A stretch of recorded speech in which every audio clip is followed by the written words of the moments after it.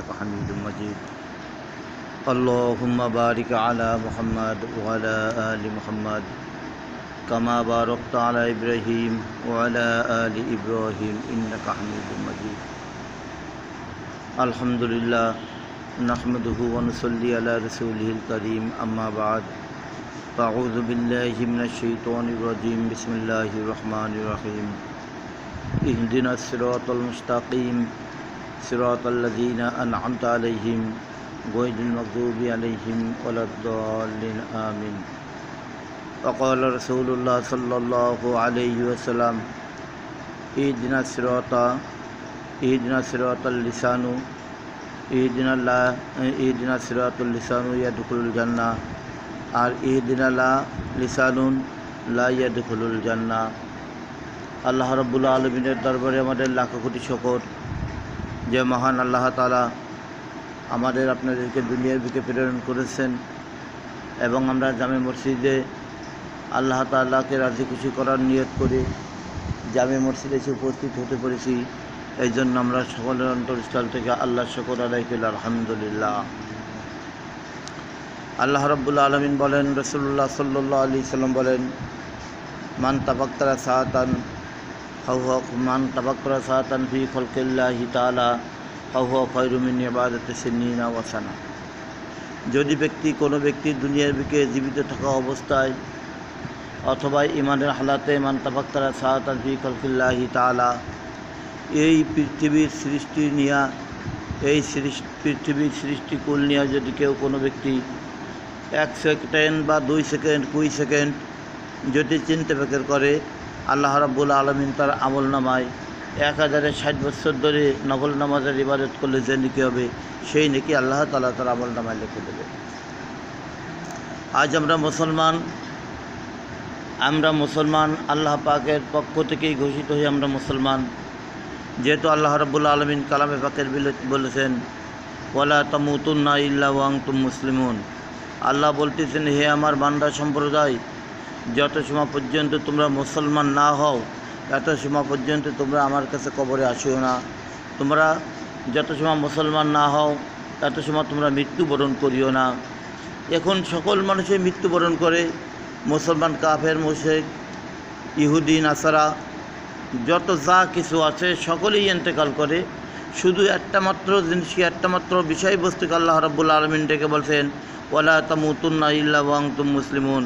আল্লাহ বলতেছেন, বান্দারা তোমরা যত সময় পর্যন্ত মুসলমান না হও এত সময় পর্যন্ত তোমরা কবরে আসিও না। আল্লাহ আমাদেরকে যখন দাওয়াত দিয়েছে, তাহলে এই দাওয়াতের শাস্তি অবশ্যই আপনার আমার কবরের ভিতরে আছে। এই দাওয়াতের শাস্তি আপনার আমার কবরে বসে নিতেই হবে, কোনো রকমের বিন্দুমাত্র ভুল নেই। কবরে তো নিতে হবে। আবার অনবিকা ফিসুরি ফাইদা হুম মিনাল আযাব ইলা রাব্বিহিম ইয়ানসিলুন। যেদিন ইসরাফিল আলাইহিস সালাতু ওয়াস সালাম সিংহায় ফুঁক দেবে আর কিয়ামতের ময়দানে আমাদের যেদিনকে জড়ো হতে হবে, আমরা সবাই জড়সড়ো হয়ে যাব। ওদিনও আবার আপনার আমার জন্য যাচাই বাছাই হবে যে আপনি কি মুসলমান ছিলাম না ইহুদি ছিলাম না মুশরিক ছিলাম না কি ছিলাম, এইটা কিন্তু ওদিন আমাদেরকে যাচাই বাছাই করা হবে। তাহলে আইয়ুহাল্লাযীনা আমানু, আল্লাহ বলতেছেন, হে ঈমানওয়ালা সম্প্রদায় লোকেরা, ওয়ালা তামুতুন্না, তোমরা এত সময় পর্যন্ত তোমরা মৃত্যুবরণ করিও না। আমানু দিয়া আবার ওয়ালা দিয়ে দেশে যে কখনো তোমরা করিও না মৃত্যুবরণ ইল্লা ওয়া আনতুম মুসলিমুন, যত সময় পর্যন্ত তোমরা মুসলমান না হও। তাহলে এখন মুসলমান আমাদের জন্য একটু ভাগ করে দিল। আল্লাহ রাব্বুল আলামিন বলল শুধু মুমিনদের কথা, ইয়া আইয়ুহাল কাফিরুন বলি নেই, ইয়া আইয়ুহাল মুশরিকুন বলি নেই, ইয়া আইয়ুহাল ইহুদি বলি নেই। পাক্কাভাবে একেবারে কারেন্টভাবে আমাদেরকে বলে দিয়েছে, ইয়া আইয়ুহাল্লাযীনা আমানু, তোমরা যারা ঈমান আনছো, ঈমান আনার পরে তোমরা মুসলমান হও। আর যদি মুসলমান না হও তাহলে তোমরা কবরে আসলে পরে তোমাদের কবরের ভিতরে কিন্তু সমস্যা আছে, আমার কাছে সব কিছু জবাবদিহি করতে হবে। আজ আমরা দুনিয়ার মানুষ, আমাদের পাশেই আমাদের একসঙ্গেই কত ভাই, কত বন্ধু, কত মা, কত বাপ, সকলে মিলে আমরা একসাথে বসে খাওয়া দাওয়া করেছি, এক জায়গায় উঠা বসা করেছি, একই সঙ্গে কথাবার্তা বলেছি, একই সঙ্গে সমাজ নামাজ করেছি, একই সঙ্গে চাকরিজীবী করেছি। আজকে তারা কোথায় গেল? আজকে তারা কবরে চলে গেছে। এদের কবরের হিসাব কিন্তু তাদের কবরের ভিতরে তাদের হিসাব চলতেছে। হযরত হাফেজ নুমান রাসূলুল্লাহ সাল্লাল্লাহু আলাইহি সাল্লাম জীবিত থাকা অবস্থায় একজন হযরত হাফেজ নুমান ছিলেন। সে ছিল যুবক। এই হাফেজ নুমান 3 থেকে 3.5 মাইল, 5 মাইল, 6 মাইল এরকমের নিয়মে এরকমে আসতেছে যে এত দূর অতিক্রম করে প্রত্যেক দিন আজানের সাথে সাথে 5 ওয়াক্ত নামাজ মসজিদে নববীতে এসে পড়তেন। একদিন হাফেজ নুমান রাত ট্রেন না পাইয়া, যখন নাকি রাত ঠিক পাইনি, উনি মনে করছে যে আজান মনে হয়ে গেছে, আমি শুনতে পারিনি। যেমনটি আমরা অনেক সময় ঘরে ঘুমাই থাকি, আজান আমরা ট্রেন পাই না, অনুভব করতে পারি না। এরকমভাবে হাফেজ নুমান অনেক রাত্রে ঘুম থেকে উঠে গেছে। ঘুম থেকে উঠিয়ে নিয়ে এখন দৌড় শুরু করছে মসজিদের দিকে। এখন হাফেজ নুমান দৌড়ে আর দেখে যে কোথাও তো কেউ উঠি নেই, কোনো আওয়াজ পাওয়া যায় না। আমি হয়তো ভুলে চলে আসছি, আমার হয়তো রাতটা অনেক বাকি। যাক, যদি আমি ভুলে চলে আসি থাকি তাহলে আমার কাজ আমি করতে থাকি। আর আমরা তো আমাদের ওই কাজ আমরা করতে রাজি নাই।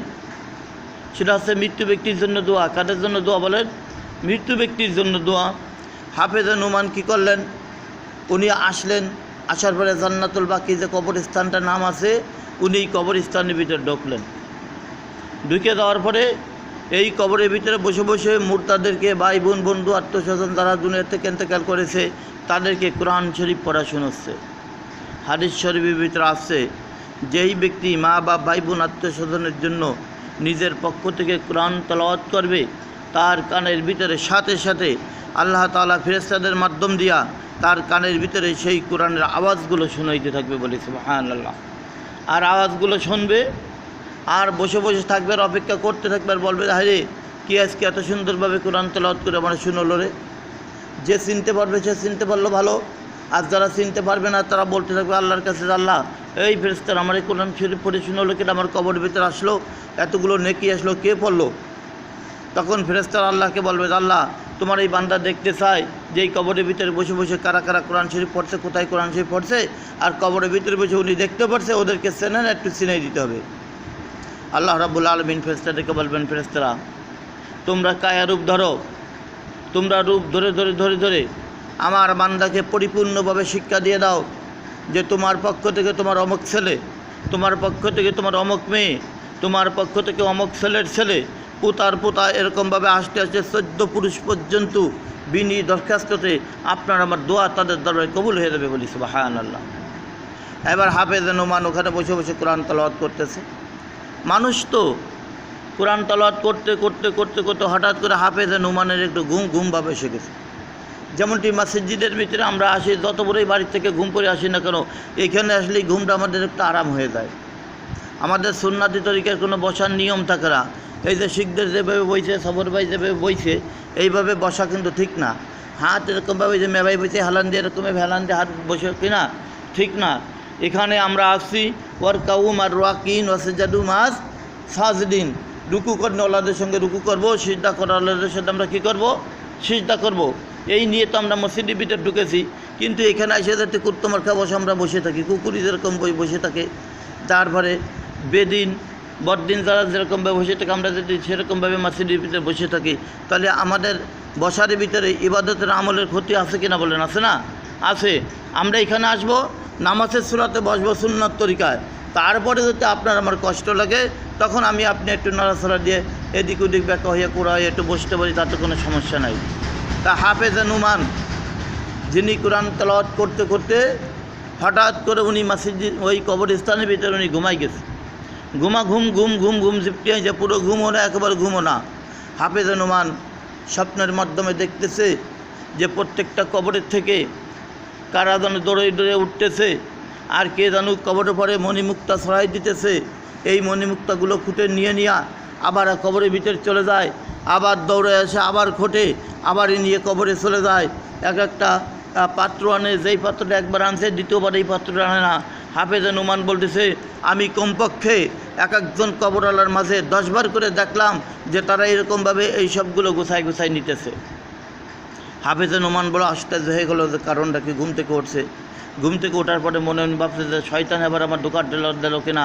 হাফেজ নুমান ফিরে আবার তওবা করলেন, তওবা করার পরে পুনরায় আবার ওযু করলেন, ওযু করার পরে যে আবারও কোরআন তেলাওয়াত করা শুরু করে দিলেন, কিন্তু এখনও ফজরের আযানও হয়নি।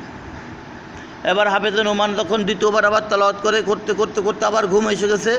দ্বিতীয়বারও দেখে যে কবরের ভিতর থেকে ওরকমভাবে আসতেছে আর ওরকমভাবে ওইগুলো গুছাই নিয়ে নিয়ে কবরে চলে যায়। দ্বিতীয়বার আবার স্বপ্নে দেখছে। দেখার পরে হাফেজে নোমান মনে করছে হয়তো আমার শয়তানে কোনো ওয়াসওয়াসা দিচ্ছে আমার ফাঁকা হইয়া। আবার উনি ওযু করছেন, তওবা করছেন, আবারও করে স্থানের ভিতরে যায়, কবরস্থানের ভিতরে যাইয়া উনি কোরআনগুলো তেলাওয়াত করা শুরু করছে। যখন তেলাওয়াত করতেছে আবার ঘুম ঘুম ভাব এসে গেছে। দেখলো যে কবরের ভিতর থেকে ওরকমভাবে কারা যেন কবর থেকে উঠে আসতেছে। আর একবার যে উঠে আসতেছে কবরের ভিতরে সেই পোশাক থাকে না, দ্বিতীয় আর এক প্রকারের পোশাক হয়ে যায়। জান্নাতি পোশাকগুলো তো ওরকম হবে না, একই পোশাক আমরা দেখতে থাকবো, এক একজনের চোখে দেখা যাবে যে আজকে পোশাকটা কালকে এরকম ছিল আর কালকে এরকম হয়ে গেছে, এক এক ধরনের রূপ ধারণ করবে। হাফেজে নোমান এখন কবরস্থান ভিতর দিয়া ঘুমের ঘরের ভিতরে ঘুরতেছে ঘুরতেছে ঘুরতেছে একটা কবরের কাছে গেছে। ওই কবরের ভিতরে একজন যুবক ওই কবরের ভিতরে শোয়া রয়েছে। ওই যুবকটা চিৎকার করতেছে আর কাঁদতেছে, স্বপ্নের মাধ্যমে দেখতেছে। এবার হাফেজে নোমান বলতেছেন, এ আল্লাহর বান্দা তুমি কে? তখন বলতেছে, আমি একজন আল্লাহর বান্দা। তুমি কে? বলে, আমি তো হাফেজে নোমান, আমি এখানে কোরআন শরীফ তেলাওয়াত করতেছি আর ঘুরতেছি। ঘুমের ঘরে বলতেছেন, বলার পরে বলতেছে, ভাই তোমার কি অবস্থা, তুমি কবর থেকে ওঠো না কেন? তখন বলতেছে হাফেজে নোমান, তুমি কি আমার পক্ষ থেকে একটু পারবে একটু উপকার করতে? বলে, কি উপকার করতে হবে? বলে, আমি যখন যুবক ভাব হব ইতির ভিতরে আমার বাবা দুনিয়ার থেকে ইন্তেকাল করেছে। আমার মা ছিল, আমি আমার মার মাত্র একমাত্র সন্তান ছিলাম, আমার বাবার একমাত্র সন্তান ছিলাম। পরবর্তীতে আমার মা অমুক গোত্রে অমুকখানে যেয়ে আমার মা ওখানে বিবাহ বসেছে, আমার মাকে যে একটু খবর দিতে পারবা যে আমার পক্ষ থেকে জানো আমার মা আমার জন্য কোনো দান খয়রাত করে, তাহলে হয়তো আল্লাহ আমার নাজাতের ফয়সালা করতে পারে। হাফেজে নোমান বললেন যে হ্যাঁ পারবো। তা আমার স্মরণ থাকবে কি থাকবে না?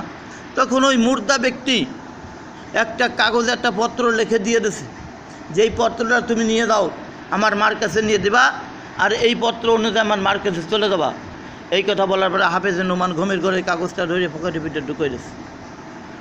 কিন্তু ইতির ভিতরে বিল্লাল রাদিয়াল্লাহু তাআলা আনহু আযান দিয়েছেন, আসসালাতু খায়রুম মিনান নাওম, হাইয়া আলাস সালাহ হাইয়া আলাল ফালাহ। যখন ডাক দিয়েছে ওনার কানের ভিতরে আওয়াজ গেছে, হাইরে নামাজের সময় তো হয়ে গেছে, আজান দিয়েছে। হাফেজে নোমান ওইখান থেকে দৌড় দিয়া ওযু করে মসজিদের ভিতরে যে নামাজ পড়তেছে। মসজিদের ভিতরে নামাজ পড়িয়া হাফেজে নোমানের কপালে বেঁধে গেছে, আগেই ঢুকে গেছে। ঢুকার পরে রাসূলুল্লাহ সাল্লাল্লাহু আলাইহি সাল্লামের পিছনেই বসে গেছে উনি। আর আমরা তো নামাজের সামনের কাতারে বসতে কেউ রাজি না, একেবারে ইমামের সোজা পিছনে যে বসবে তার বেশি নাকি, তারপরে ডাইনে যে বসবে তার বেশি নাকি, তারপরে যে বসবে তার বেশি, এইভাবে ডাইন বাম দিতে দিতে দিতে নাকি কমতে থাকবে। একটু যারা কমলেও কমবে ওই কোনা পর্যন্ত, ওই কোনা পর্যন্ত। লাস্টে কমতে কমতে কতটুকু কমবে? একটা আপনার একটা ডিমকে দান করলে, খয়রাত করলে যে নেকি হবে, এই নেকিটুকু আপনার আমল নামায় লেখা হবে, একেবারে পিছনে যে আসবে। আমরা কি করি? আমরা সামনের থেকে অপর মানুষের জন্য জায়গা রেখে দিই, এখানে জায়গা রেখে দিয়েছে, ওখানে শয়তানের অসহায় শয়তানের বিষাক্ত তীর পড়তেছে, ওর মেয়ে আগয় পেশো বিষাক্ত তীর পড়তেছে। নামাজ পড়তে আসিতে সময় যখন নাকি আমাদের দুই কাতারের ভিতরে বা একজনের ভিতরে ফাঁকা থাকবে, ওখানে শয়তানের নজর এসে পড়ে, বিষাক্ত তীরের মতো নজর এসে দাঁড়ায় যায়। এই জন্য আমরা যেন ফাঁকা না রাখি, আমরা একজনকে সম্মান দেখাবো। এই নামাজ বিধি নেকি বাদে যা আছে তাতে আমরা সম্মান দেখাবো, নেকির ভিতরে কারোর সঙ্গে কোনো সম্মানই আপনার দেখাবেন না। যেহেতু হাফেজে নোমান এবার ওখানে দাঁড়ায় নামাজ পড়ছে। নামাজ পড়ার পরে যখন সালাম ফিরেছে, সালাম ফিরানি পরে মুহাম্মদুর রাসূলুল্লাহ সাল্লাল্লাহু আলাইহি সাল্লামের একটা অভ্যাসে পরিণত ছিল, সালাম ফিরাইয়া মুসল্লিদের দিকে মুখ করে বসতেন। আমরাও বসি, আর আমাদের মুসল্লিরা মুখ করে বসার সাথে সাথে উঠে দাদা দূর দূর করে ছেড়ে চলে যায়। যাবার কিছু ফোটানো নাকি শয়তানের এত বড় শক্তি আর এত বড় জোর। আল্লাহর সঙ্গে শয়তান ওয়াদা করেছে যে আপনার যেই বান্দাদেরকে আপনি ভেস্তে দেবেন, আল্লাহরে বলছে, আল্লাহ তোমার বান্দারে যে তুমি ভেস্তে দেবা, তোমার ওই বান্দারে ভেস্তের থেকে আমি ঘাট ধরে ধরে বাইর করে নিয়ে আসবো, এ চক্রান্ত আমার কাছে আছে। আল্লাহর সাথে একবার নয় কয়েকবার শয়তানের তর্ক বিতর্ক হয়েছে। আল্লাহ রাব্বুল আলামিন লাস্টে বলে দিয়েছে, শয়তানকে একটা দাওয়াত দিয়ে দিয়েছে, শয়তান তুই শোন, ইল্লাল্লাযীনা আমানু, যারা আমার পরে ঈমান আনছে, আমার ওই বান্দার কাছে তুই যাবি না, এইবার শয়তান কইছে, আল্লাহ তোমার পরে যারা ঈমান আনছে তাদের একটা নিশানা দাও, কি দেখলে বুঝতে পারবো তোমার পরে ঈমান আনছে? আল্লাহ রাব্বুল আলামিন বললেন, ওয়াতাওয়াসাউ বিল হাক্কি ওয়াতাওয়াসাউ বিস সবর। বলে দিল যে আমার যেই বান্দা সর্বক্ষণ সর্বসময় হকের পরে থাকে, আর আমার বান্দা সর্বক্ষণ সর্বসময় ধৈর্য ধারণ করে, সবর করে, এইটি কিন্তু আমার ঈমান এনেছে। শয়তান তুমি এর কাছে তুমি কখনো কি এরো না, যাইও না। শয়তানে বললো যে আল্লাহ যাবো না, ঠিক আছে, আমি কিন্তু তোমার এই বান্দারে ধোঁকা দেওয়ার জন্য আমি ঘুরবো। তা শয়তান কিন্তু ধোঁকা দেওয়ার জন্য ঘুরে। মসজিদের ভিতরে ঢোকার পরে 12 বার জন্য সব পাগল হয়ে যায়। মসজিদের ভিতরে যত সময় আপনি আমি বসে থাকবো, ওয়াল্লাহু গফুরুর রহিম, অত সময় পর্যন্ত আল্লাহ আপনার আমার গুনাহ মাফ করতে থাকবে। আল্লাহ রাব্বুল আলামিনের দরবারে তওবা বলে যে নিকবে সেই নাকি আপনার আমার আমলনামায় লেখা হবে। আল্লাহ রাব্বুল আলামিনের পক্ষ থেকে এমন একটা সকিনা অর্থাৎ রহমত নাজল হইতে থাকবে, যেই রহমতটা মসজিদ থেকে বাইরে হয়ে গেলে আর হবে না, দ্বিতীয়বার আসলে হবে। কিন্তু যেই ফেরেশতারা আজকে আমাদের মসজিদে প্রত্যেক ওয়াক্তে নামাজের সময় যেই ফেরেশতারা একবার রহমত নিয়ে আসে, এরা আর কিয়ামত পর্যন্ত এই মসজিদে আসার কোনো সুযোগ পাবে না, সিরিয়াল পাবে না। এরা একবার চলে যাবে তো আকাশেই চলে যাবে, আর ওরা দুনিয়ায় কোনো দিন আসতে পারবে না, একবারই। এবার হাফেজে নুমান জনাবি মুহাম্মদ রাসূলুল্লাহ সাল্লাল্লাহু আলাইহি সাল্লামের পিছনে বসা রয়েছে। বসা হাফেজ রাসূলুল্লাহ সাল্লাল্লাহু আলাইহি সাল্লাম বলতেছেন, তোমরা কি আজকে কোনো কিছু স্বপ্নে দেখেছো? রাসূলুল্লাহ সাল্লাল্লাহু আলাইহি সাল্লাম সাহাবীদের মাধ্যমে জিজ্ঞেস করতেছে। কয়েকজন সাহাবী দাঁড়ায় গেছেন। হযরতে নুমান বলতেছেন, হুজুর আমি আজকে একটা আশ্চর্যজনক স্বপ্নে দেখেছি, জানি না শয়তানে আমারে ধোঁকা দিল কি দিল না। তখন রাসূলুল্লাহ সাল্লাল্লাহু আলাইহি সাল্লাম বলেন, হাফেজ সাহেব তুমি বলো কী স্বপ্ন দেখেছো? কয় হুজুর আমি যখন মসজিদে আসতেছিলাম অনেক রাত ছিল, এই রাত দেখে আমি দেখলাম যত রাত থাকতে গুম শব্দ হচ্ছে, আমি আজকে রাতের ভিতরে কেমনে আজ আমি মসজিদে যাব। বিলাল রাদিয়াল্লাহু তাআলা এখন মসজিদে নববীতে আসেনি, তখন আমি মসজিদের দিকে না আসা জান্নাতুল বাকি যে কবরস্থানটা আছে আমি এখানে ঢুকে গেলাম এই নিয়ত করে যে আমি তো আমার বন্ধু বান্ধবদের জন্য কোনো কিছু করতে পারলাম না, তারা আজ দুনিয়া থেকে ইন্তেকাল করেছে। আল্লাহ রাব্বুল আলামিনের পক্ষ থেকে আমাকে কোরআন মুখস্থ করার তৌফিক দান করেছেন আল্লাহ। আজকে আমি সেই কোরআনকে মুখস্থ করেছি, আমি এই কোরআনকে শোনাবার জন্য আমি কবরস্থানের ভিতরে ঢুকে গেলাম। আমি কবরস্থানের ভিতরে ঢুকে আমি কোরআন শরীফ তেলাওয়াত করতেছিলাম।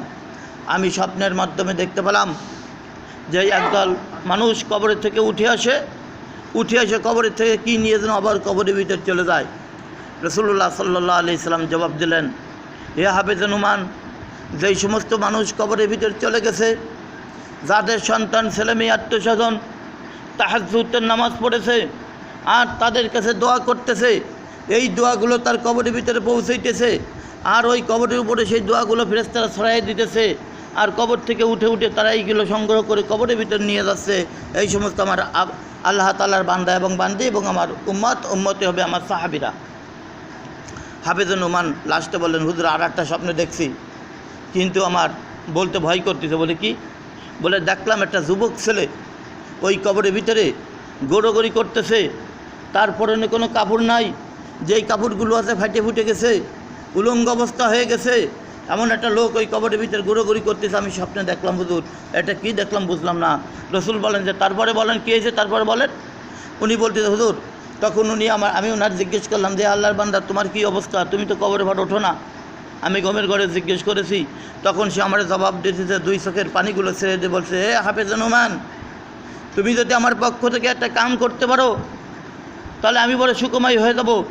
তখন উনি বলেন যে কী কাম বলেন? কয় যে ওই দুনিয়ার বুকে আমার মা আছে মাত্র একজন, আর আমার আর কেউ নেই, আমার জন্য দোয়া করবে এমন কোনো লোক নেই। আমার যে নেকি ছিল সব নেকিগুলো শেষ। আজ আমি কবরের ভিতরে বসে আজ কবরের ভিতরে শুয়ে কাঁদতে আজকে কবরের বালুগুলো মাটিতে পরিণত হইয়া আজকে সেই মাটিতে আমার কাপড় চুপুরগুলো খাইয়া ফাটাই ফেলাচ্ছে, আর কাপড় চুপুর আমার সব শেষ হয়ে যাইতেছে। আমি এখন আমার ফরজকে ঢেকে রাখবো সেরকম ব্যবস্থা আমার থাকতেছে না। তুমি যদি আমার পক্ষ থেকে একটু উপকার করো তাহলে আমার একটু শান্তি হতো।